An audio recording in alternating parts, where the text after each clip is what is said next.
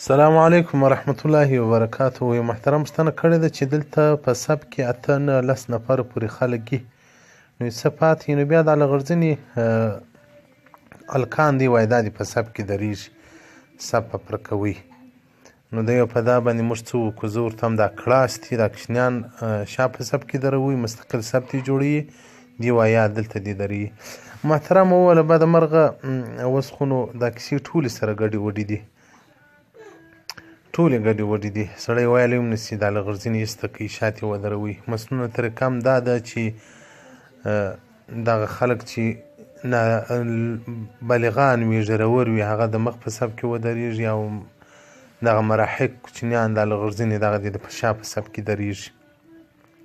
مسنونه طریقه هم دا ده که 3 نفره په مخ په سب کې او کوچنیان 10 نفره یې کوچنیان دې شاته ودرېږي، د مخ سب ته دې نه ورځي. د مخ سب پوره کول په لویانو سره نه په کوچنیانو سره.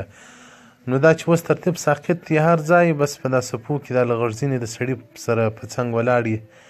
دلته چې یو کوم ځای زه اوسېږم مسجد چې ورسمه دا لغړځنې یي، نو کوشش کوم چې هغه ځان ځینې ایسته کړم، په داسې ځای کې ودرېږم چې هلته غټان خلک وي. په دا غټانو کې خو اوس دا لغړځنې ډېر راوتلي دي، خو دا ږیرې یې داسې پاکې له مخه ایسته کړي. زه دوی ته هم دا اوس څنګه باد رالوتی دی، پر ږیره پر مخ نه پرېږدي، دا بیخي زورور باد دی. نو زموږ ږیرې ما خیال کېږي ټینګې دي، دا وریښتان یې لکه چې سخت دي، دغه باد باندې نه ځي، خو ټولو خریلي. زه دې ورته حیران شمه، دا خو لکه یو باد چې راواولېږي د سړي د ږیرې څخه مخ څخه ږیره یوسي، داسې په یو پلا خلک لغړځنې شي. دا اوس څه پېښ شوله؟ د رسول الله صلی الله علیه وسلم سنت په جامعه کې اوس دی ناولده ښکاري.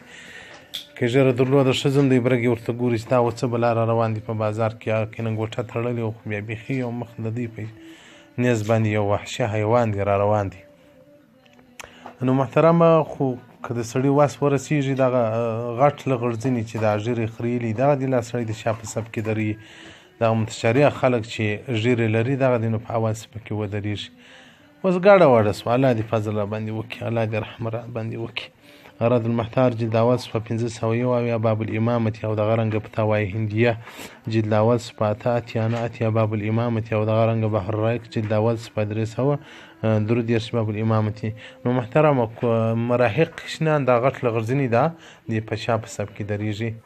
والسلام علیکم ورحمة الله وبرکاته ومغفرته.